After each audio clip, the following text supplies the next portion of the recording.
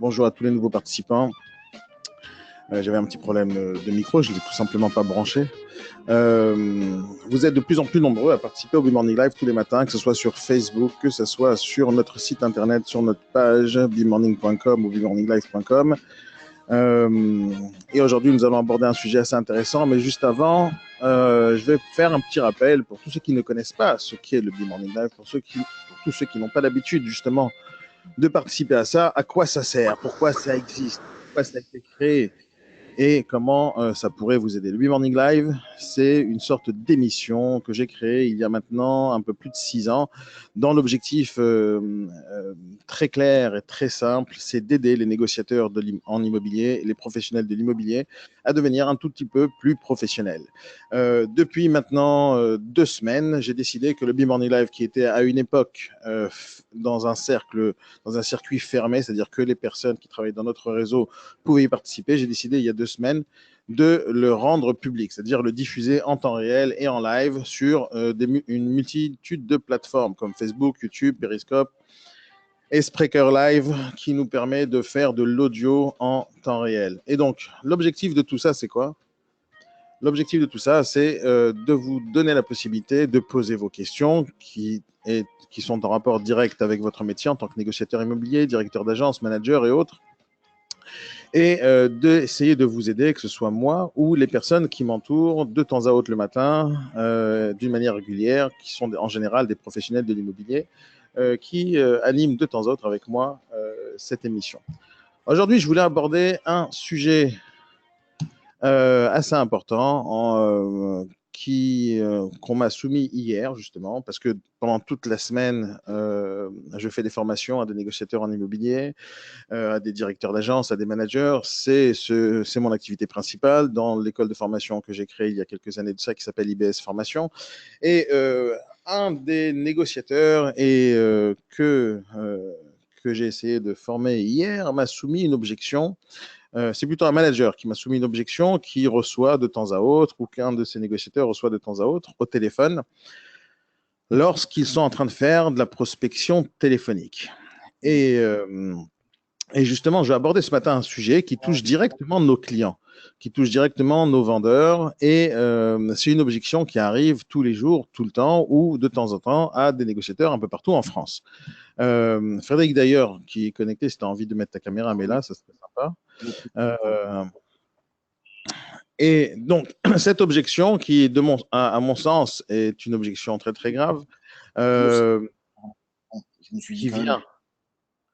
qui vient de la part des vendeurs qui sont en train d'être démarchés par nos négociateurs. De mon point de vue, c'est une objection très grave. Et cette objection, c'est quoi? Donc, imaginons qu'un négociateur est en train de démarcher au téléphone à un vendeur, et le vendeur, sa première objection, après peut-être une phrase ou deux qui a été prononcée par le négociateur, le vendeur dit au téléphone au négociateur, lui dit, écoutez, moi, j'ai pas envie de payer de commission. Et le négociateur dit, pourquoi? Parce que j'ai pas envie que vous puissiez gagner de l'argent en prenant une commission. Juste avant d'aborder le sujet, je vais dire tout simplement bonjour à nos réguliers au B-Morning Live qui vont sûrement afficher leur caméra ou qui vous allez entendre parler. Il y a Frédéric Hoffman qui vient de se connecter. Frédéric, ouvre ta caméra. Si tu peux, bien sûr. Et Yannick, qui vient d'arriver aussi, il va vous dire bonjour. Et ils vont m'aider justement à traiter ce genre d'objection avec vous. Mais je vais donner tout d'abord mon avis là-dessus. Et je pense que c'est à peu près ce que j'ai envie de faire tous les matins. C'est d'aborder un sujet, de lancer un sujet qui a été abordé tout au long de la semaine lors des formations, qui sont en général des objections, des problématiques, des situations. Et j'ai envie de tout simplement tous les matins traiter une objection, traiter une problématique, donner mon avis là-dessus et après échanger avec les différents animateurs que j'ai avec moi ou les différents négociateurs qui participent avec moi.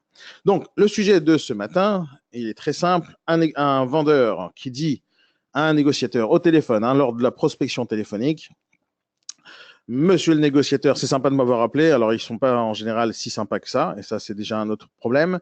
Il dit au négociateur, j'ai pas envie de payer de commission, pas parce que c'est trop cher, pas parce qu'on n'a pas envie de payer des commissions en général, mais parce qu'il ne veut pas payer de commission, parce qu'il n'a pas envie que le négociateur gagne de l'argent. avant même d'essayer de traiter cette objection, moi j'ai besoin de d'essayer d'appuyer sur un point assez important. La grosse question, c'est pourquoi d'abord le vendeur dirait un truc pareil? Qu'est-ce qui lui passe par la tête à ce gars-là? Alors, c'est vrai que ce n'est pas une objection très courante. Alors, il y a beaucoup de gens qui disent j'ai pas envie de payer de commission, point. Donc ça, c'est assez compréhensible, hein. Aujourd'hui, il y a une concurrence pas possible entre les agences immobilières. Il y a le Bon Coin qui existe. Et bien sûr, entre le Bon Coin, mettre une publicité toute seule, une publicité gratuite sur le Bon Coin et de demander de payer une commission de 5 000, 6 000, 10 000 ou 15 000 euros de commission à un vendeur qui va vendre grâce à nous son bien. Donc, il y a une grosse différence. Donc, c'est assez récurrent que les vendeurs ne veulent pas payer de commission. Mais là, ce n'est pas cette objection qu'on est en train d'essayer de traiter, c'est l'objection, j'ai pas envie de payer de commission parce que j'ai pas envie que vous, le négociateur en immobilier, le professionnel de l'immobilier, gagne de l'argent. Ils ont tout simplement pas envie qu'on gagne de l'argent. Donc, ça, c'est l'objection de ce matin. Maintenant, l'idée, c'est de comprendre d'abord pourquoi ces genres d'objections arrivent. Alors, moi, je ne l'ai jamais entendu personnellement pour moi, mais j'ai entendu plusieurs négociateurs me le dire, et comme on me l'a rappelé hier, donc j'ai dit, j'en fais un B-Morning ce matin. Donc, cette objection, pourquoi elle arrive en général? Le fait qu'un vendeur n'ait pas envie de payer de commission, moi je pense que c'est assez logique et c'est assez récurrent. Mais le fait que quelqu'un n'a pas envie de payer de commission parce qu'il n'a pas envie de gagner de l'argent, alors ça c'est un état d'esprit déjà. Est-ce que ce vendeur-là, c'est un abruti fini qu'il faut tout simplement raccrocher au téléphone, faut lui raccrocher au nez, lui dire écoutez vous êtes un abruti fini, j'ai pas envie de traiter avec vous, j'ai même pas envie de parler avec vous, vous comprenez rien à la vie. Ou tout simplement, on va essayer de rentrer en discussion avec lui, on va essayer de comprendre. De mon point de vue, il faut toujours entrer en discussion. Il n'y a pas d'objection qu'il ne faut pas traiter. Et si quelqu'un est dans cet état d'esprit, tout d'abord, il a sûrement une raison. Pourquoi il dit ça? Et mis à part ça, il peut véhiculer cette sensation, il peut véhiculer cette image, il peut véhiculer à d'autres personnes cet état d'esprit. J'ai pas envie de payer une commission parce que j'ai pas envie de vous gagner de l'argent. Pour moi, c'est un problème. Si jamais on laisse cette objection dans la tête de quelqu'un et on n'essaye pas de lui démontrer qu'il a tort, on va avoir un problème dans le futur, que ce soit pour nous sur le terrain, pour nous au téléphone, pour nous et pour tous les autres professionnels de l'immobilier. Nous sommes dans un pays comme la France où l'état d'esprit de réussir, c'est déjà un état d'esprit qui est mal vu. C'est-à-dire, quand on regarde l'état d'esprit de tous les Français vis-à-vis des patrons, vis-à-vis des chefs d'entreprise, vis-à-vis des gens riches, en général, les Français n'ont pas spécialement envie que les gens réussissent. Donc, on voit ça très bien dans les politiques de gauche. On a envie que tout le monde partage les richesses, sans spécialement eux-mêmes faire assez de travail pour partager le leur. Mais c'est un état d'esprit global. En général, les gens n'ont pas envie que d'autres réussissent, que ce soit par jalousie, par envie, par je sais pas quoi. Il y a plein de raisons pour lesquelles les gens n'ont pas envie qu'on réussisse, mais je trouve ça tellement horrible comme état d'esprit. Donc, peut-être que la personne, salut Frédéric, peut-être que la personne qui a dit ça, c'est tout simplement une personne jalouse qui n'a pas envie que le négociateur réussisse. Mais moi, je pense que c'est encore plus profond que ça. Parce que les négociateurs, quand ils démarchent, il n'est pas en train de démarcher en affichant des signes extérieurs de richesse. Il n'est pas en train de dire au téléphone bonjour monsieur, je suis millionnaire, j'ai une Ferrari garée en bas et je vous démarche pour gagner encore plus d'argent.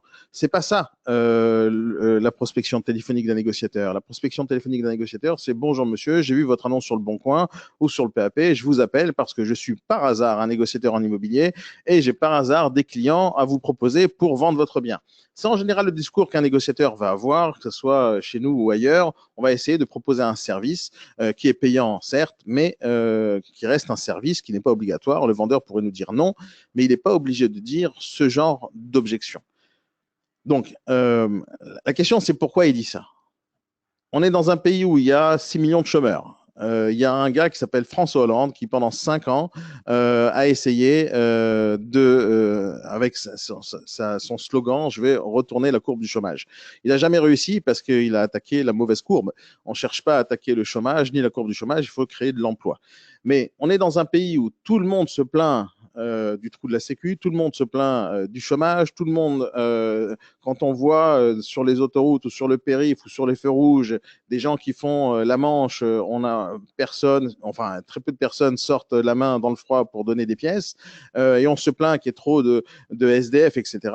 Et lorsqu'il y a un négociateur au téléphone qui essaye de démarcher un vendeur pour faire son boulot, on lui dit, monsieur, j'ai pas envie que vous gagniez de l'argent. Moi, cet état d'esprit, d'abord, bien sûr, ça me répugne, ça m'énerve, je ne comprends pas pourquoi ça vient, mais moi, ce que j'ai envie de faire ce matin, c'est d'abord d'expliquer à des potentiels vendeurs, et bien sûr, je vais en faire un petit replay de tout ça, je vais en faire un petit teaser, et je vais le balancer à des milliers de vendeurs potentiels en France, et je vais leur dire mon avis là-dessus, et j'ai envie, bien sûr, que vous échangiez avec moi sur le chat, que ce soit sur Facebook, que ce soit sur YouTube ou autre, et vous me donnez votre avis là-dessus. Mais de mon point de vue, je vais vous dire d'abord qu'est-ce que j'aurais dit à ces vendeurs-là, mais bien sûr, la raison pour laquelle ils disent ça.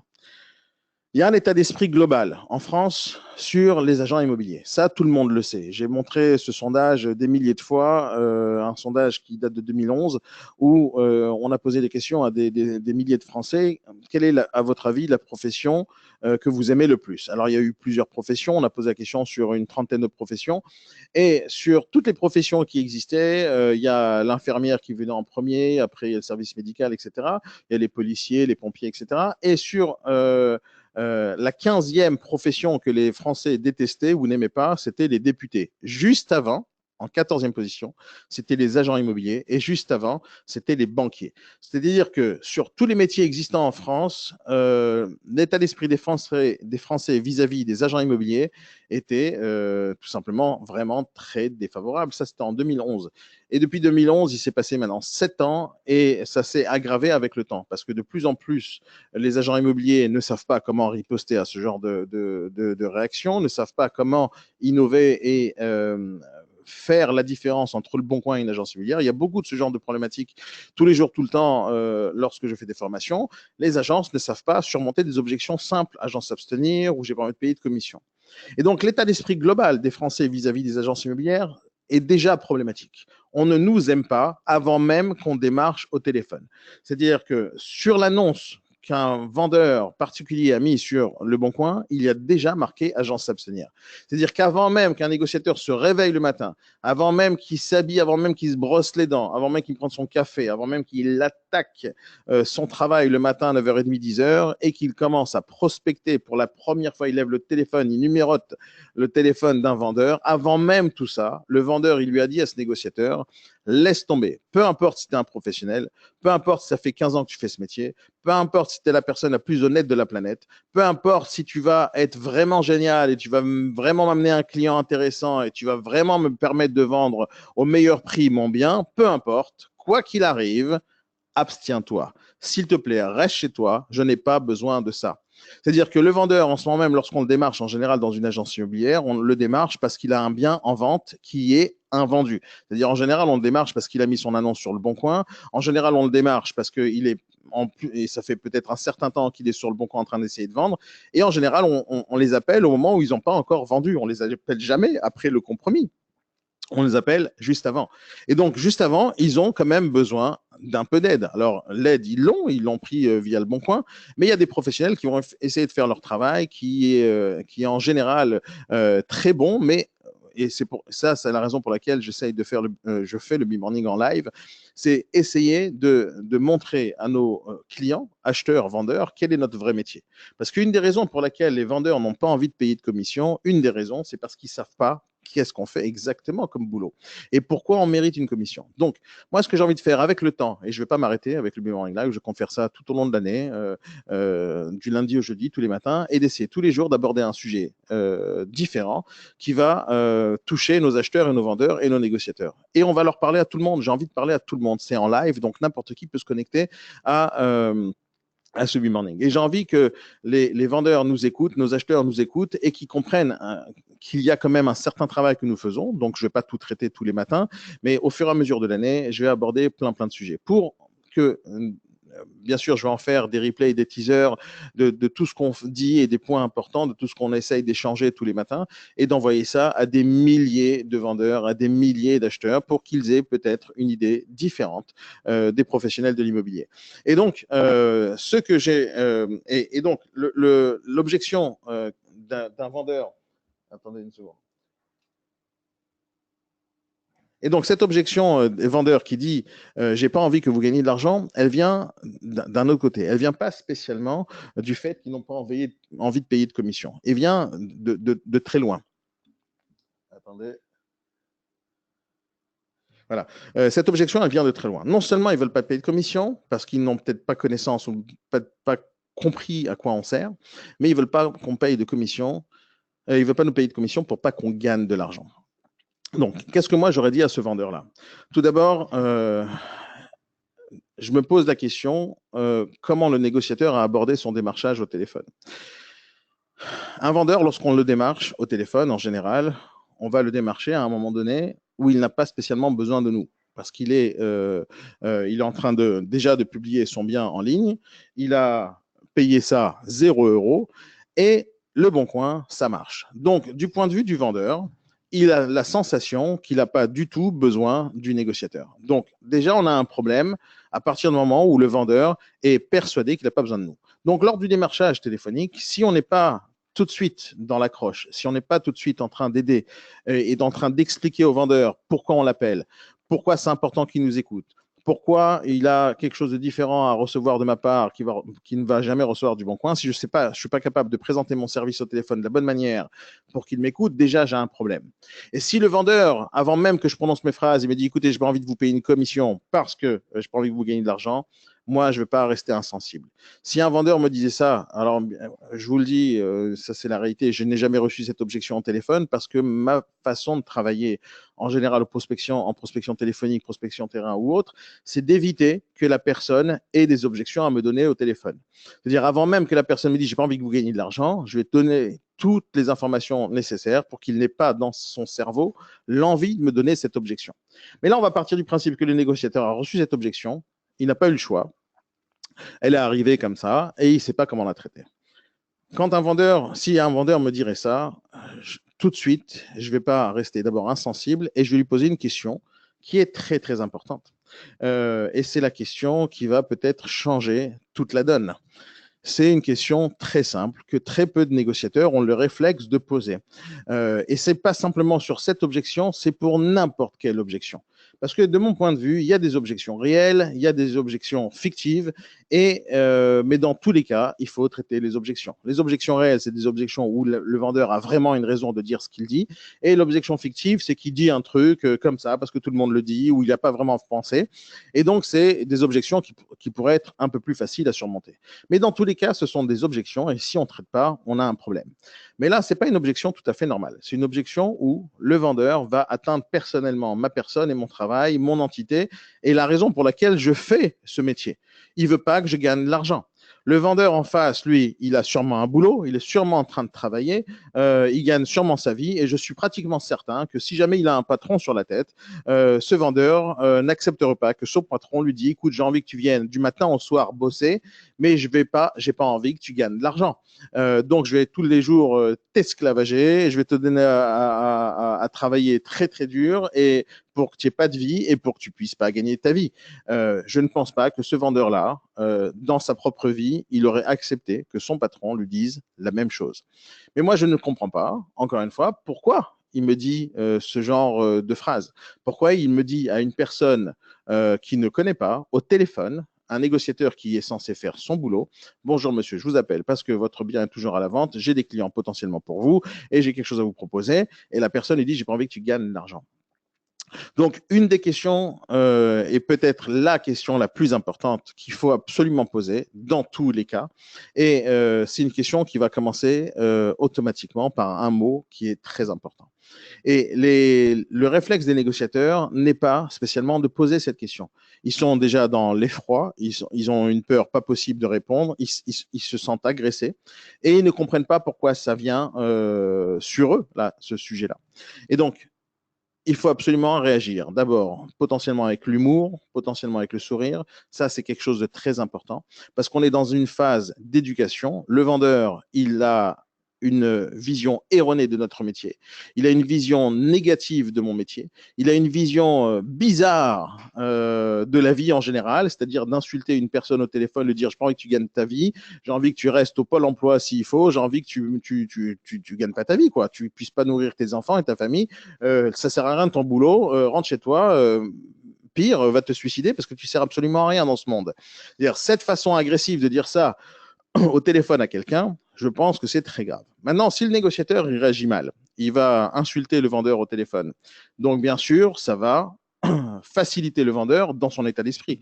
Ça va lui dire continue comme ça, continue à insulter les gens au téléphone, tout va bien se passer, c'est pas très grave. Les gens, quoi qu'il arrive, ils savent pas quoi répondre à ce genre de questions. Donc, bien sûr qu'il faut répondre.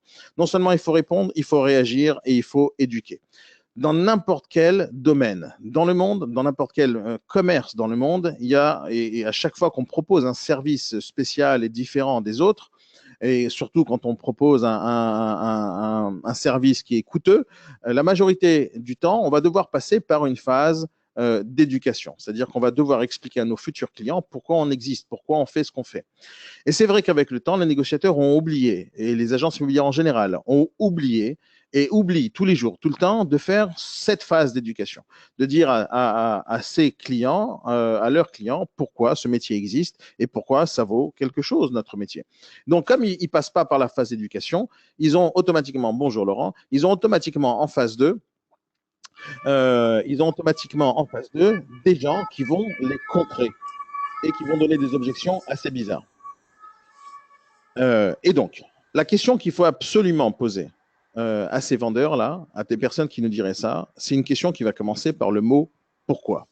Si on pose cette question pourquoi, ça va déjà entamer, ça va normalement entamer une discussion. Peu importe laquelle, que ce soit avec les nerfs, avec le sourire, avec une discussion gentille et sympa, peu importe, ça va générer une discussion. Et la question qu'il faut poser, c'est réagir d'abord directement. Quelqu'un qui me dit, peu importe la chose qu'il me dit, je vais devoir réagir avec une question. Monsieur, j'ai bien entendu ce que vous me dites, mais moi je voudrais savoir pourquoi vous n'avez pas envie que je gagne de l'argent. Si on ne pose pas cette question et qu'on laisse la personne nous agresser comme ça, on a un grave problème. C'est-à-dire qu'on va le laisser, encore une fois, comme je l'ai dit il y a quelques secondes, on va le laisser dans son état d'esprit et on va le conforter dans son état d'esprit qu'on n'a pas le droit de gagner de l'argent dans notre métier. Alors, je fais un petit rappel, et ça, c'est un rappel important que je vais prendre, je vais en faire un petit passage et je vais le balancer partout sur tous les réseaux sociaux. La majorité des négociateurs en France, dans les agences immobilières sont des négociateurs qui sont des indépendants et qui vont travailler à la commission. C'est-à-dire qu'ils n'ont pas de salaire à la fin du mois. C'est-à-dire que si jamais ils ne font pas de vente, ils ne gagnent pas leur vie. C'est-à-dire que leur travail, mis à part le démarchage au téléphone, et j'ai envie de sensibiliser les vendeurs, sachez que les négociateurs, lorsqu'ils font du démarchage téléphonique, ils vont passer 1 heure, 2 heures, 3 heures par jour à parler au téléphone à des vendeurs en essayant déjà de décrocher des rendez-vous et de parler à des vendeurs pour leur proposer nos services. Ces négociateurs-là, pendant 1 heure, 2 heures, 3 heures, tous les jours, 22 jours pendant le mois, ou des fois plus, ils vont démarcher des gens sans être certains qu'à la fin du mois, ils vont gagner de l'argent. Simplement pour ça, moi je dis à tous les vendeurs, ayez l'amabilité d'écouter et de dire non, votre service ne m'intéresse pas. Parce que les négociateurs qui sont aujourd'hui indépendants, ce ne sont pas des crevards, ce ne sont pas des SDF, et ce ne sont pas des gens qui font la manche. Ce sont des personnes qui se lèvent le matin avec une passion qui est l'immobilier, avec une passion qui est l'envie d'aider des vendeurs de réussir à vendre leurs biens, l'envie et la passion d'aider les acheteurs à trouver le bien qui leur correspond le mieux et de réaliser leur projet de vie. Et donc déjà, notre vie, notre essence même d'agent immobilier, c'est un métier de service qui va aider les gens à réaliser un gros projet qui est de mettre en sécurité leur famille et qui est d'acheter des fois un bien sur un crédit de 15 ans, 20 ans ou 30 ans. Donc déjà, ça, c'est une profession respectable. Mais mis à part ça, la majorité, je ne dis pas que tous les négociateurs sont indépendants et ne sont pas salariés, mais la grande majorité, et je pense réellement que c'est à peu près 80% des négociateurs en France ne sont pas salariés, sont indépendants. Rien que pour ça, que quand quelqu'un me dit j'ai pas envie que vous gagniez de l'argent, déjà il pense qu'on va s'enrichir. Il pense déjà tout de suite qu'on est des négociateurs tous avec des Ferrari, que tous les négociateurs, lorsqu'ils vont prendre une commission, tout de suite ils vont aller au Club Med, tout de suite ils vont s'acheter des Ray-Ban et tout de suite ils vont aller claquer leur argent au casino. Il faut bien comprendre un truc simple. Oui, je sais, Laurent, je vais vous laisser réagir là-dessus. Il faut bien comprendre un truc simple. Et ça, je parle à tous les vendeurs. Comment? Comment, Laurent? C'est pour les Ray-Ban, moi perso, je préfère les Persol. Continuez. Je dirais Ben, comme j'aurais pu dire n'importe quoi d'autre. Et les vendeurs ont vraiment l'impression qu'à chaque fois qu'on démarche au téléphone, on va s'enrichir. À chaque fois qu'on fait une vente, on s'enrichit. Mais un indépendant, d'abord, il va travailler très dur parce que déjà, il y a non seulement le travail qui est difficile, surtout dans une période, et comme je vous l'ai dit au départ, les vendeurs ne veulent pas qu'on les appelle. Donc déjà, on a en face de nous un public hostile qui ne veut pas nous parler. Donc on va faire un certain travail pour essayer de parler à ces gens-là. On va passer des heures au téléphone avant de décrocher un rendez-vous. Et au final, si jamais on a le mandat, ça ne veut pas dire qu'on va réussir à vendre. Ça ne veut pas dire qu'on va gagner notre vie. Et notre travail de tous les jours, ce n'est pas pour aller se payer une Ferrari, ni des Ray-Ban, ni des Persol. Notre objectif, c'est tout simplement en général, tout simplement gagner notre vie et réussir notre vie et donner à manger à nos enfants. Ça, c'est la base. C'est vrai qu'il y a plein d'agents immobiliers qui réussissent bien leur vie, qui gagnent bien leur vie, mais pourquoi pas? Pourquoi il ne faudrait pas gagner notre vie dans notre métier? Mais l'état d'esprit des gens, c'est tout d'abord, j'ai pas envie que vous gagniez de l'argent. Vous avez entendu, Laurent, c'était dans l'agence hier où j'ai parlé aux négociateurs et cette objection, elle était venue. On m'a dit, il y a un client qui nous a dit au téléphone, j'ai pas envie de vous payer une commission parce que j'ai pas envie que vous gagniez de l'argent. Je ne sais pas si vous étiez présent pendant ce moment-là, mais je voulais en parler ce matin. Et juste avant que je continue, Laurent, qu'est-ce que vous aurez répondu à un vendeur qui vous dit, j'ai pas envie que vous gagniez de l'argent?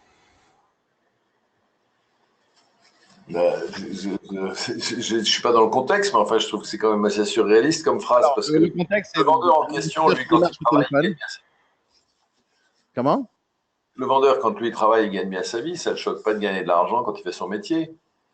Exactement. Donc, à partir du moment où un négociateur fait correctement son métier, je ne vois pas où est le problème s'il gagne de l'argent, c'est qu'il l'a mérité, qu'il a fait son job. Moi, je suis 100% d'accord. La question, c'est qu'est-ce qu'on répond à ce vendeur-là?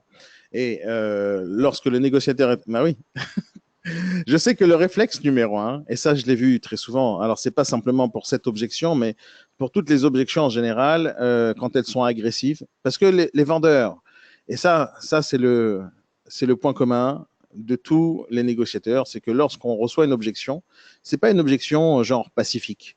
Merci de nous avoir appelé, monsieur le négociateur. On adore ce que vous faites, mais on n'a pas envie de travailler avec vous. C'est pas comme ça que ça se passe au téléphone, en général. Et c'est vrai qu'il y a une sorte de haine vis-à-vis des vendeurs. Alors, je dis pas tout le monde, bien sûr, heureusement. Je dis pas que tous les vendeurs sont comme ça. Donc, si vous nous écoutez, si c'est pas aujourd'hui, si demain vous allez écouter ce genre de vidéos en replay, je dis pas que tous les vendeurs sont comme ça. Je dis que certains vendeurs, lorsqu'on les démarche au téléphone, ils ont une réaction. Comme on dit, une réaction épidermique contre les négociateurs et tout d'abord, dès qu'ils sont démarchés, ils ont tout simplement envie de nous égorger vifs. Ils ont envie de dire laissez-moi tomber, ne m'appelez pas. Et j'ai une négociatrice hier qui est présente ce matin au B-Morning. Si tu as envie de parler, Sarah, tu peux me parler. Qui m'a dit hier que les gens, de temps en temps, elle est débutante dans l'immobilier et elle se fait raccrocher au nez avec des insultes. Moi, je ne sais même pas comment c'est possible de raccrocher au nez et d'insulter quelqu'un qu'on ne connaît pas, qui fait tout simplement son travail. Moi, je donne mon avis sur le sujet et je vous donne un conseil, qui que vous soyez vendeur, acheteur ou peu importe. Moi, je vous conseille tout simplement d'écouter les gens qui vous démarchent. Ça ne vous plaît pas ce qu'ils disent, dites-leur, ça ne m'intéresse pas. Merci de ne plus me rappeler, retirez-moi de vos listings. De le dire gentiment. Vous savez pourquoi? Parce qu'il y a quelqu'un derrière qui est au téléphone. Vous ne savez pas qui est cette personne-là. Ça se trouve, elle a cherché un emploi pendant 6 mois, pendant 1 an. Ça se trouve, elle a envie de se reconvertir professionnellement. Ça se trouve, elle n'a pas d'autre choix que de faire ce métier. Ça se trouve, elle est passionnée par ce métier. Ça se trouve, elle a envie tout simplement d'aider les gens. Ça se trouve, elle a une passion qui est d'aider les gens. Parce que ça arrive, il y a des gens qui ont envie tout simplement de réaliser les projets des autres. Et tout simplement en disant à quelqu'un au téléphone, allez vous faire foutre, ou des graves insultes que je n'ai pas spécialement envie de dire en vidéo live là maintenant, mais je sais que ça choque les gens. Alors, je ne sais pas si ça va changer les choses que je suis en train de dire maintenant, mais il faut changer cet état d'esprit dans l'état d'esprit des gens. Et moi, je m'adresse d'un côté aux vendeurs, je m'adresse d'un côté aux négociateurs professionnels de l'immobilier. Lorsque vous parlez à des gens, passez d'abord par la phase d'éducation. Essayez de comprendre pourquoi les gens vous disent ça. Et donc, quand on engage une discussion, monsieur, pourquoi vous ne voulez pas que je gagne de l'argent? Avant même de donner vos arguments, il faut engager la discussion. Il faut, quoi qu'il arrive, même si la personne vous raccroche le nez, vous rappeler. Et vous allez insister jusqu'à presque à la limite du harcèlement. Pourquoi, monsieur, vous me dites ça? J'ai envie que vous m'expliquiez. Parce que si jamais vous pensez vraiment que je ne dois pas gagner ma vie, si vous pensez vraiment que ce métier il ne sert absolument à rien, peut-être qu'il faut que je change de vie, peut-être qu'il faut que je change de métier, peut-être qu'il faut que je fasse autre chose dans ma vie. Mais vous ne pouvez pas m'insulter. Je vais vous donner alors, je ne me rappelle plus du gars, je vais vous le mettre dans la description, mais j'ai écouté, alors si vous parlez l'anglais, j'ai écouté un podcast d'un Américain qui a l'habitude de faire des podcasts et des vidéos sur YouTube. Et je ne sais pas si vous savez, mais lorsqu'on est sur YouTube ou sur des podcasts et d'un coup on s'adresse à un très très large public, comme c'est le cas aujourd'hui, et qu'il y a de tout et de n'importe quoi. Il y a plein de gens qui écoutent et on ne sait pas d'où ils viennent. Donc, de temps à autre, les messages qu'on dit, par exemple, il y a certaines choses que je dis au B-Morning qui peuvent choquer les gens. Et comme c'est sur Facebook, comme c'est sur YouTube, comme c'est partout, des fois, on a des réactions négatives par rapport à ce que j'ai dit, par rapport à ce que d'autres personnes ont dit. Et des fois, bien sûr, de temps à autre, c'est positif. Mais des fois, les réactions négatives sont vraiment très, très graves. Alors, on essaye de bloquer, on essaye de faire tout pour expliquer aux gens pourquoi ils disent ça, mais des fois, les messages graves ont été écrits. Et il y a un gars aux États-Unis qui fait des émissions en podcast et en vidéo. Et il a eu une fois un message très grave qui l'a incité à faire une nouvelle émission en ligne. Il a eu un message très grave, il lui a dit espèce de gay, vaut mieux que tu te suicides au gars qui fait l'émission. Et donc, il a décidé d'en faire une émission, et l'émission, elle s'appelle sur iTunes Talk with People Who Hate Me. C'est-à-dire, je discute avec les gens qui me détestent. Et donc, il a fait toute une émission qui est écoutée par des millions de personnes, et il va parler uniquement aux gens qui ont dit des choses très graves sur lui. Et donc, il va, au lieu d'aller s'énerver contre eux, il va les appeler au téléphone et il va enregistrer la conversation alors, et les gens sont consentants. Ils discutent, ils vont échanger pourquoi ils ont dit des choses graves, pourquoi ils l'ont insulté. Et moi, c'est ce que j'ai envie de faire, en fait, dans ce B-Morning.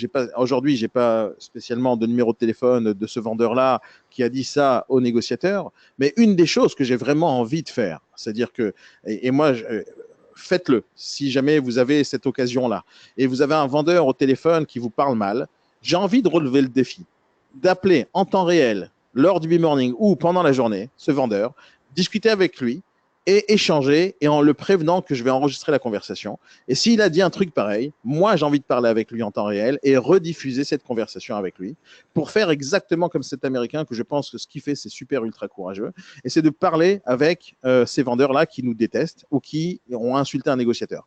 Pas pour faire la paix avec lui, pas spécialement pour faire qu'il prenne un mandat au final, mais c'est pour qu'il nous donne le mandat au final, mais pour comprendre pourquoi ils disent ça, pour comprendre comment c'est leur état d'esprit. Parce que si on ne cherche pas à comprendre, ça ne veut pas dire je vais les excuser d'avoir insulté un négociateur ou autre. Ce n'est pas la question. La question, c'est de comprendre. Si jamais on est capable de comprendre pourquoi ils ne nous aiment pas, pourquoi ils réagissent comme ça, peut-être qu'on pourra demain les démarcher différemment et leur proposer des services adaptés. Et donc, moi, ce que je dis à n'importe quel négociateur qui rencontre une objection ultra négative comme celle-ci, c'est tout d'abord chercher à faire de l'éducation. Et d'éducation, c'est quoi? C'est d'abord comprendre. On comprend la problématique, on échange avec lui, on va poser une question simple. Monsieur le vendeur, j'ai bien entendu ce que vous m'avez dit, c'était intéressant et moi je voudrais savoir pourquoi vous n'avez pas envie que je gagne de l'argent. Donc d'abord on passe sur la reformulation, on va le féliciter de nous avoir posé cette question qui nous semble intéressante et on va lui poser une question. Pourquoi vous me dites que vous n'avez pas envie que je gagne de l'argent? Le but, c'est pas spécialement au final de récupérer le rendez-vous. Le but, c'est pas spécialement au final de prendre le rendez-vous parce que je ne sais pas si on a envie de vraiment travailler avec des personnes qui nous parlent comme ça. Mais l'objectif, c'est d'abord d'échanger, de créer une discussion, de créer un échange et de faire que la personne ait envie de parler et que peut-être elle changera d'avis.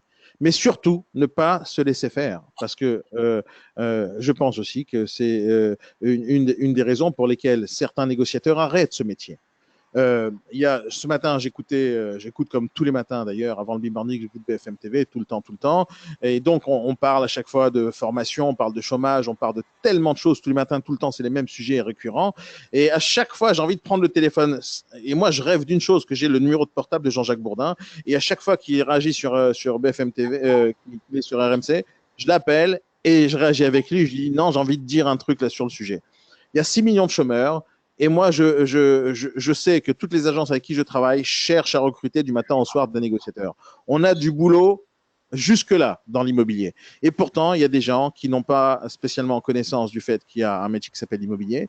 Et il y a aussi des gens qui ont commencé ce métier et qui, au final, ils ont totalement lâché ce boulot parce qu'il y a des vendeurs qui ont été agressifs avec des négociateurs, qui leur accrochent au nez, qui les insultent. Moi, je ne sais pas si quelqu'un peut durer dans le monde, peut durer dans son métier si on les insulte du matin au soir. Donc, si jamais les Français, peu importe qui m'écoute là maintenant, peu importe qui va m'écouter dans le futur, si vous avez envie de retourner la courbe du chômage, si vous avez envie qu'on arrête de creuser les trous de la sécu, si vous avez envie qu'il y a des gens qui soient moins malheureux dans ce monde, si vous avez envie que les gens puissent nourrir leur famille sans faire la manche et sans voler et sans braquer des banques et sans quoi que ce soit, arrêtez déjà de raccrocher au nez aux gens et de les insulter au téléphone. Commencez par ça déjà. Commencez par ça. Laurent, qu'est-ce que vous avez à donner comme avis sur la question? J'ai absolument rien à ajouter à ce que vous avez dit. Pour moi, je considère qu'on ne doit jamais accepter de se faire insulter ou de se faire raccrocher au nez sans avoir essayé derrière de rappeler, d'obtenir la raison pour laquelle les gens font ça. C'est des comportements qui ne sont pas acceptables. À votre avis, pourquoi il dit ça, Laurent? C'est des réactions de défense. Ils ont surtout peur qu'on soit trop bon et trop efficace et qu'en final, ils nous payent une commission. Alors, je fais de l'humour, mais qu'ils ont, c'est de payer, c'est ça? Le risque qu'ils ont, c'est qu'on réussisse. C'est ça le risque? Oui, puis c'est une réaction de défense. Ils se défaussent. Attendez. Vous savez quoi? J'ai jamais pensé de cette manière-là. Vous devriez. Non, attendez. Mais c'est pour ça que je fais ce Morning Live, c'est pour ça que je parle avec vous et avec d'autres professionnels et j'adore avoir les avis différents. Mais vous savez, vous m'épatez là parce que j'ai pas eu cette clairvoyance. Non, mais franchement, c'est un point important ce que vous êtes en train de dire. C'est-à-dire que, vous savez quoi, ça m'étonne en fait que j'ai pas pensé à cette façon de voir. C'est assez grave. C'est-à-dire que vous me dites un truc très simple. Et maintenant, ça prend tout son sens. C'est-à-dire, toute ma vie, je suis en train de réfléchir à pourquoi ils sont si négatifs avec nous, mais ça se trouve, c'est positif, en fait. Ça se trouve, c'est positif. C'est vraiment une élection de défense, parce qu'ils ont peur de se faire, entre guillemets, ils se disent, mais il va me prendre de l'argent, parce qu'il va me vendre quelque chose. C'est-à-dire que le risque qu'il a, et c'est ça sa peur, en fait, c'est mis à part le fait qu'il nous déteste, il y a aussi potentiellement un autre aspect, c'est qu'ils n'ont pas envie qu'on réussisse. Parce qu'ils savent qu'on va réussir. Vous savez quoi? Non, mais en fait, vous avez raison. Il y a toujours ces deux aspects-là, parce que ça reste assez violent. Quand quelqu'un nous insulte, on ne sait pas spécialement pourquoi il nous insulte. Quand on nous raccroche au nez. C'est vrai que moi aussi, très souvent, je reçois, comme mon téléphone est pas spécialement public, mais il est diffusé dans plein d'endroits. Je donne ma carte de visite à des milliers de personnes. Je suis sur Internet dans tous les sens. Et donc, c'est très facile pour les gens de m'atteindre. Et donc, bien sûr, on est sur les pages jaunes, on est partout. Et donc, je me fais démarcher tous les jours, tout le temps, par plein de services, que ce soit créer votre site Internet, on vous propose un logiciel comme ci, comme ça, de la publicité sur les journaux, etc. Et on me démarche tout le temps au téléphone. Moi, j'ai pris un réflexe depuis plus de 20 ans, depuis que j'ai créé ma première entreprise à l'âge de 21 ans. Comme j'ai commencé directement dans le commerce, et directement, moi, j'ai commencé par démarcher au téléphone des gens. Et dès que j'ai commencé ma première prospection téléphonique et je me suis fait raccrocher au nez, je me suis juré de ne pas raccrocher au nez aux gens, peu importe qui va me démarcher. Alors, pour plusieurs raisons. Pourquoi je ne raccroche jamais à des gens qui me démarchent? Première raison, c'est peut-être que le produit qu'il va me proposer, il sera peut-être intéressant. Et donc, c'est des opportunités que je n'ai pas envie de rater. Il y a des gens qui se sont levés le matin pour faire un travail, pour proposer, vendre leurs services.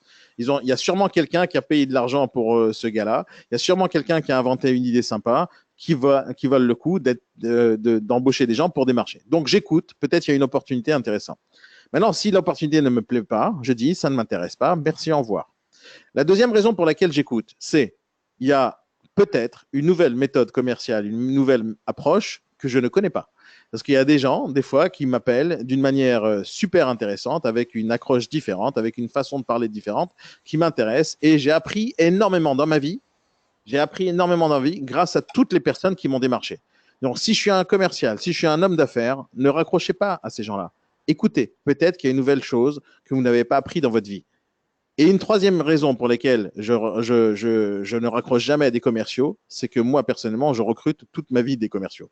Et ça m'est arrivé plusieurs fois de débaucher des gens qui m'ont parlé au téléphone. Ils m'ont démarché, alors pas tout le monde, mais à chaque fois que quelqu'un m'a démarché et qui a réussi à surmonter toutes mes objections à la fin de la conversation. Au lieu d'acheter son produit, je lui dis ton produit ne m'intéresse pas, mais par contre, je te propose un job.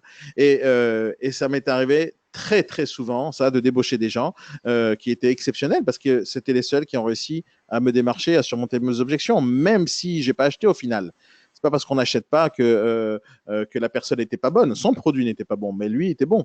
Et ça m'a donné plusieurs opportunités dans ma vie. J'ai recruté des commerciaux qui, grâce à eux, j'ai fait beaucoup de chiffre d'affaires. Et donc, ça, c'est les raisons pour lesquelles je ne raccroche jamais. Et moi, je ne comprends pas, encore une fois, pourquoi les vendeurs, par exemple, ne sont pas dans cet état d'esprit-là. D'écouter les opportunités, d'écouter les gens et surtout de ne pas casser les genoux des personnes qui sont en train d'essayer de travailler, en fin de compte, qui sont en train d'essayer de gagner leur vie. Et moi, j'adore votre approche, Laurent. Vous savez quoi? Je vais rajouter je vais vraiment réfléchir à la question et je vais vraiment en faire une des façons de surmonter cette objection. Parce que je verrai facilement comment surmonter cette objection en disant à ce vendeur-là, là tout simplement j'improvise par rapport à ce que vous êtes en train de dire, monsieur le vendeur, je comprends que vous n'avez pas envie de gagner ma vie parce que la seule peur que vous avez maintenant, c'est que je réussisse à vendre le bien plus rapidement et plus facilement que vous et peut-être plus cher que vous. Alors c'est une question peut-être d'ego, monsieur le vendeur. Et donc je réagirai peut-être autrement. Je réagirai peut-être autrement. Et c'est une autre vision des choses. Et vous savez quoi? Vous m'avez apporté beaucoup, mon cher Laurent, ce matin. On est ravis.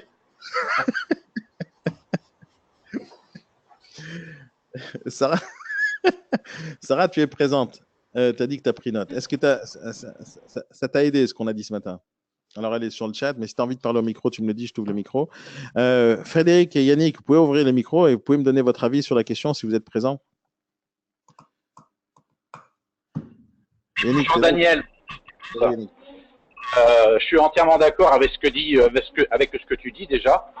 Et puis également Laurent, parce qu'en fait c'est ça, c'est plutôt une inquiétude qu'autre chose. Et je pense qu'il faut toujours être dans l'éducation, parce qu'en fait notre métier a été un petit peu, à un moment donné, galvaudé peut-être, je sais pas, ou une mauvaise compréhension en tout cas. En tout cas moi aujourd'hui j'ai remarqué une chose, de par le peu d'expérience que j'ai, mais j'en ai un petit peu quand même, à force d'expliquer aux gens ce que l'on fait, notamment par rapport au montant de la commission par exemple. Je te donne un exemple. L'autre jour j'ai pris un mandat. Et la personne elle m'a dit, donc 15 000 € de commission, c'est important quand même. Ben, j'aimerais bien qu'on puisse en parler. En fait, j'ai réagi comme ça et j'ai expliqué en fait par rapport à ces 15 000 € là, ce qui me restait à moi en tant que indépendant dans l'immobilier. Et en fait, la personne n'en revenait pas. Et donc là, je me suis dit, ben voilà pourquoi, en fait, parfois, il y a des gens qui se disent qu'on est considéré peut-être comme des malhonnêtes, ou que ça ne justifie pas le travail que l'on fait pour réaliser leurs objectifs. Donc j'ai décomposé en fait cette commission, hein, vous le savez tous, hein, il y a les 20% de TVA, et ensuite les 40% au RSI ou peu importe le régime dans lequel on l'appelle, et en généralité il y a la somme restante. Alors quand on est indépendant, c'est bien, c'est la somme restante, mais quand on est mandataire, c'est encore un peu moins, et quand on est salarié, c'est encore un peu moins. Et je pense que, je sais pas, mais s'il y a des négociateurs qui font le test, j'aimerais bien avoir des retours par rapport à ça. Des négociateurs qui m'entendent aujourd'hui, qui prennent des mandats, lorsqu'ils expliquent avant la signature comment se présente le mandat, le mandant, le mandataire, etc., qui expliquent un peu tout, quand on arrive au montant de la commission, je pense qu'il faut traiter ça d'une manière professionnelle pour que les gens puissent comprendre réellement ce qui reste en fait à la personne qu'ils ont en face d'eux par rapport au travail qu'il va fournir. Et là, en fait, les gens comprennent qu'en fait, c'est pas si cher payé que ça, ce que l'on fait. Vous voyez? Ben, moi, c'est ce que j'ai découvert au fil du temps.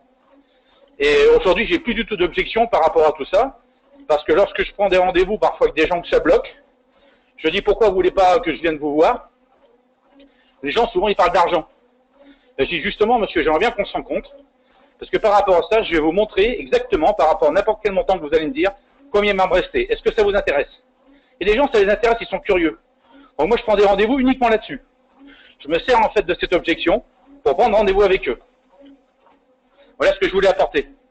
Alors, Yannick, ce que tu dis, tu as entièrement raison. Et c'est vraiment une approche assez puissante, en fait.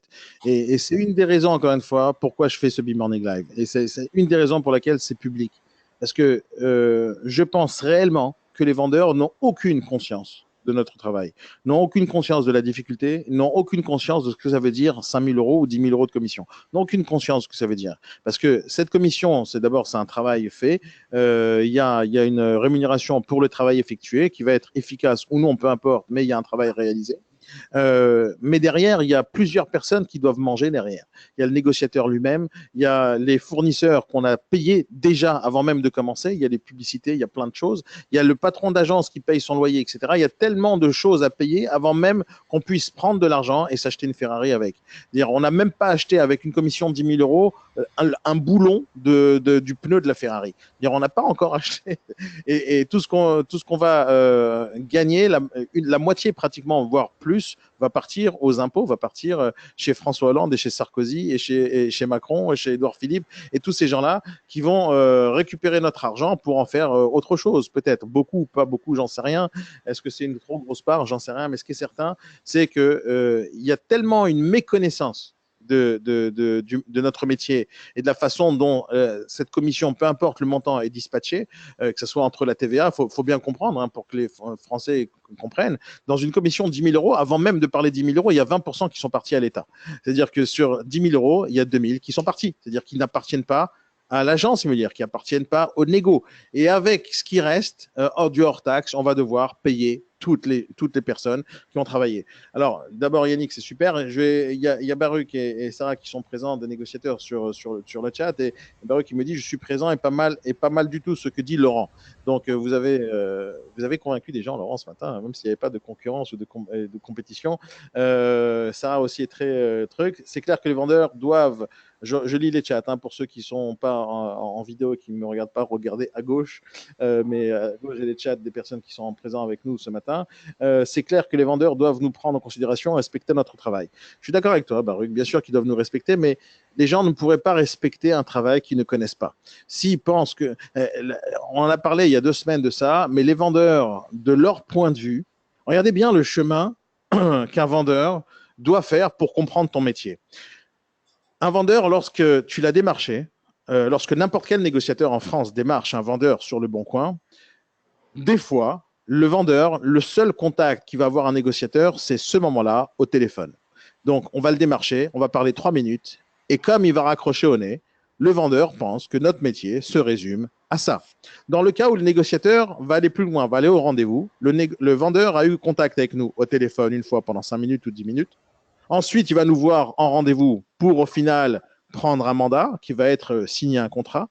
Et après, potentiellement, faire des photos si jamais le négociateur les fait lui-même avec son iPhone. Et donc, il va nous rencontrer 2 fois, une fois au téléphone, une fois physiquement. Et si le négociateur fait mal son boulot par la suite, c'est-à-dire qu'il ne communique pas comme il faut, qu'il n'estime pas le produit comme il le faut, qu'il n'affiche pas au bon prix, donc il n'aura pas d'appel et donc il n'aura pas de visite. Et du point de vue du vendeur, sur le mandat, on a pris 5%, 3%, 10 000 euros, 15 000 euros. On a marqué sur un document un montant potentiel qu'on va réussir à récupérer uniquement si on réussit. Et donc, dans la tête du vendeur, la seule chose qu'on a fait pour 10 000 ou 15 000 euros, c'est de l'appeler au téléphone et de signer un document. C'est tout ce qu'il va savoir sur nous si on ne vend pas. Et si on vend, si l'appartement, par exemple, qu'on prend en mandat est libre, on va faire les visites sans que le vendeur soit au courant de ce qu'on fait tous les jours, tout le temps, pour pouvoir justement avoir ces visites. C'est-à-dire mettre la publicité, afficher les bons prix, répondre au téléphone, répondre à des mails. Il ne voit pas notre travail. Il n'est pas conscient du tout de la quantité de travail qu'on fournit pour pouvoir faire une seule visite et pour à la fin réussir à prendre une offre et pour la négocier comme il le faut, préparer le dossier comme il le faut chez le notaire, avoir tous les documents nécessaires, le temps, le stress, la pression qu'on pourra avoir. Il n'est pas conscient de ça. Le vendeur n'est pas conscient de tout le travail qu'on fournit réellement. Et ça fait partie des formations que je fais régulièrement et surtout sur un thème. Il y a une formation que j'appelle justifier sa commission. C'est comment on va expliquer aux gens du début jusqu'à la fin quel est notre travail pour qu'ils puissent mettre sur la balance, OK, 10 000 euros d'accord, mais en contrepartie de quoi? Mais après, il y a l'autre partie, parce qu'on ne travaille pas qu'avec le vendeur, on travaille avec les acheteurs. Tu peux avoir dans ta journée 10 appels de 10 acheteurs différents. Et les acheteurs qui vont t'avoir au téléphone, si jamais tu n'as pas réussi à inciter les personnes à faire une visite, eux, la seule chose qu'ils pensent, c'est que ton boulot, c'est de répondre au téléphone. Si jamais tu as réussi à faire une visite avec un gars qui t'appelle, au final, tu fais la visite avec la personne, la visite, elle va durer 5 minutes, 10 minutes, une demi-heure, 1 heure. Alors, les visites d'une heure, c'est des visites, c'est des contre-visites, c'est des discussions, des négociations. Mais en général, ça dure 5 à 10 minutes, une visite. Et si jamais il n'y a rien qui se passe avec cet acheteur, cet acheteur, la seule chose qu'il sait de nous, c'est qu'on a répondu au téléphone, on a ouvert une porte et on a fermé une porte. Si on lui parle de 5 000 ou 10 000 ou 15 000 euros de commission, le mec, il peut devenir fou. C'est-à-dire, pour ouvrir une porte, vous prenez 10 000 euros, mais il n'est pas conscient du tout du travail qu'on a fait avec le vendeur.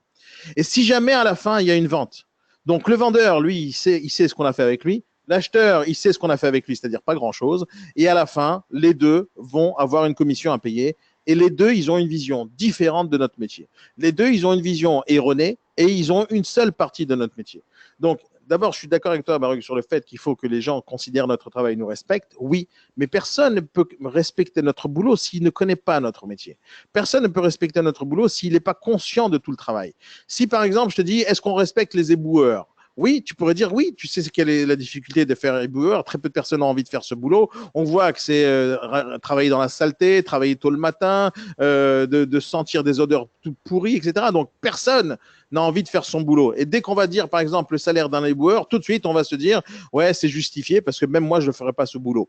Le pompier, par exemple, personne va gueuler sur les conditions de travail d'un pompier parce qu'on se dit, un pompier, il risque sa vie, etc. La même chose pour un policier. Mais par contre, dès qu'on va parler des cheminots, on se dit, qu'est-ce qu'il fait le mec? Il est assis sur une chaise, il fait des trajets aller-retour, il fait pas grand-chose à part appuyer sur un bouton, et le mec, il a des conditions de travail assez géniales. Et donc, on va se plaindre sur des métiers qu'on ne connaît pas, on ne sait pas quel est le travail d'un cheminot, et on va pas se plaindre sur des métiers qu'on connaît. Le pompier, jamais on va se plaindre, parce qu'on sait qu'il risque sa vie, en tout cas, c'est l'image qu'on a. Et donc, l'image qu'on a des gens va nous permettre ou pas d'accepter leur salaire à la fin du mois, va nous permettre ou pas de discuter sur ce qu'ils font. Moi, je pense réellement et profondément que les vendeurs et les acheteurs qu'on démarche tous les jours, tout le temps, la seule vision qu'ils ont de nous, c'est une commission derrière. Ils ne savent pas du tout quel est notre métier. Ils ne savent pas notre plus-value.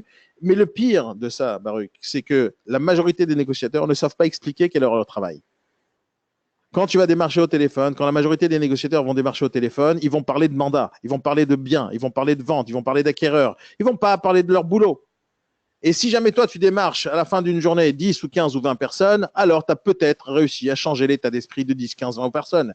Mais en France, il y a à peu près 100 à 150 000 et 200 000 négociateurs en France qui démarchent pratiquement tous les jours des vendeurs. Il y a à peu près 30 000 à 40 000 agences immobilières dans toute la France qui vont avoir une certaine manière de prospecter au téléphone. Et je t'assure une chose, c'est que pratiquement aucune des agences va passer dans la phase éducation. Il n'y a pratiquement aucune agence qui a un blog sur leur site internet. Il n'y a pratiquement aucune agence qui est sur Twitter. Il n'y a pratiquement aucune agence qui est sur Facebook en train d'expliquer leur métier. Il n'y a pratiquement aucune agence qui est en train d'essayer d'expliquer leur métier. Il y a très peu de personnes qui font ça. Parce qu'ils ne savent pas faire, parce qu'ils ont peur de faire, parce qu'ils sont timides ou parce que tout simplement, ils ne connaissent pas leur métier. Et donc, oui, je suis d'accord avec toi qu'il faut que les gens nous respectent, mais avant qu'ils nous respectent, il faut d'abord qu'on montre qu'est-ce qu'on fait pour qu'ils soient sensibilisés à notre métier, pour qu'ils aient envie d'aimer notre profession. Est-ce que tu connais des gens qui aiment ce métier? Je parle des vendeurs et des acheteurs. Est-ce que quelqu'un nous aime? Est-ce que quelqu'un t'a dit « Je vous adore, monsieur, je vous attends depuis 6 mois, pourquoi vous ne m'avez pas tapé à la porte? J'ai vu que vous avez démarché ma voisine, mon voisin et mon copain, mais moi, vous ne m'avez pas démarché, pourquoi vous ne l'avez pas fait? Est-ce que je vous ai vexé? Est-ce que j'ai dit quelque chose contre vous ?» Et donc, les vendeurs, ils ne nous courent pas après. Mais pas simplement parce qu'il y a le Bon Coin, parce que même avant, ils ne nous couraient pas après. D'ailleurs, c'est toujours été comme ça le cas. On a toujours démarché des vendeurs, peu importe l'époque. On a toujours démarché les vendeurs. Par contre, lorsque tu as un problème, tu veux acheter un téléphone, tu cours chez Apple Store. Les gens courent pour acheter un certain service, mais ne vont pas courir chez nous. Et ça, c'est bizarre quand même. Et donc, moi, je ne pense pas que ce soit réellement bizarre. Je pense que simplement, c'est un travail de communication qui n'a jamais été fait. La seule chose que les vendeurs et acheteurs savent de nous, c'est se loger. C'est tout. C'est-à-dire l'image que toutes les agences immobilières ont, c'est vos annonces immobilières avec des photos qui en général sont assez nazes, avec les photos des toilettes de l'appartement qui sont à l'intérieur de vos images sur ce loger, et bien sûr dans le texte, attention, pour 400 000 euros, il y a marqué WC séparé. C'est comme si à 400 000 euros, on ne pouvait pas s'acheter des toilettes. L'état d'esprit des acheteurs lorsqu'ils nous voient, c'est la publicité qu'on fait. La majorité de la communication des gens qui communiquent sur Internet ne savent pas communiquer, ne savent pas mettre une annonce sur ce loger, ne savent rien faire qui va attirer l'acheteur, qui va donner une image positive de notre métier. Il y a très peu de négociateurs qui font un certain travail assez époustouflant pour que le vendeur dise mais c'est quoi ce truc-là? J'adore ce négociateur, j'adore ce métier. Pourquoi je suis passé par le bon coin? J'ai fait une erreur. La majorité du temps, ils ne regrettent pas. Les vendeurs qui ont mis leur annonce sur le bon coin, ils sont même pas conscients qu'ils sont en train de perdre de l'argent. Ils sont même pas conscients qu'ils ont travaillé très dur pour pas grand-chose et avec très peu de résultats. Mais comme ils savent pas comparer, ils savent pas comparer les bons et les mauvais négociateurs. Ils savent pas comparer leur travail sur le bon coin et nous. Et c'est ce que j'essaye de faire. Et je pense que c'est ça, peut-être avec le temps, pas en 2 jours, pas en 2 semaines, mais peut-être en 1 an, 2 ans, les gens vont commencer peut-être à changer leur état d'esprit. Si j'arrive à atteindre le maximum de négociateurs, si j'arrive à atteindre le maximum de vendeurs, si j'arrive à atteindre le maximum d'acheteurs, avec vous, bien sûr, avec la communication qui va être un peu plus poussée, parce que plus ça va aller, plus il y aura de l'audience, et plus on va pouvoir communiquer et investir peut-être de l'argent pour que notre message passe. Mais mon but à moi, c'est que les gens nous connaissent, que ce soit en tant que professionnels ou que ce soit en tant qu'une alternative au Bon Coin, parce que le Bon Coin, c'est une chose, mais c'est pas ça, l'immobilier. Et on fait tellement de choses. Et jour après jour, j'ai envie d'aborder des sujets différents de notre façon de fonctionner. Et Sarah me dit qu'elle voit les choses autrement après ces interventions. Merci Sarah. Et je suis pratiquement certain que Laurent nous a apporté beaucoup ce matin. Non, franchement, Laurent. Moi j'admets quand je ne sais pas quelque chose. Et vous savez, ça fait 6 ans que je fais le B-Morning. 6 ans que je fais ça tous les matins de 8h30 à 9h30, tous les matins. Je ne me suis pas pratiquement arrêté, à part les vacances scolaires, à part le juillet-août, à part ce genre de période, et je n'ai pas arrêté de faire ça. Parce que je pense vraiment qu'il faut vraiment amener quelque chose aux négociateurs. Mais je ne l'ai jamais fait, et c'est seulement depuis 2 semaines, et vous le savez très bien, que je fais participer des gens avec moi, comme vous, Laurent, et j'essaye d'avoir votre avis, vos impressions, comme Yannick, comme Frédéric, comme Christophe, comme d'autres personnes qui participent avec nous les matins en B-Morning, quand ils le peuvent, et vous venez avec votre avis. Et moi, ça m'aide, moi, personnellement, parce que je sais que j'ai des choses à apporter aux gens, mais je sais très bien que je ne sais pas tout. Et je sais très bien que j'ai plein de choses à apprendre, et je sais très bien que ce n'est pas une question d'apprendre des choses, c'est une question d'avoir une vision différente.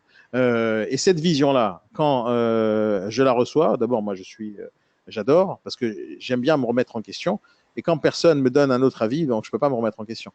Et là, ce n'est pas une question de se remettre en question, c'est une question d'avoir une autre vision totalement différente. Et au lieu de l'aborder d'une manière négative, je vais l'aborder d'une manière un peu plus positive dans mes prochaines interventions et en formation. Il est 9h28. Est-ce que quelqu'un a quelque chose à dire sur ce qui s'est passé ce matin? Frédéric, je ne t'ai pas entendu. Je ne sais pas pourquoi. Tu as le micro fermé, tu n'as pas envie de parler avec nous. Est-ce que quelqu'un a envie de dire quelque chose de spécial ce matin par rapport à ce qu'on a échangé? Alors, je vous avertis d'un truc, enfin averti, c'est un grand mot.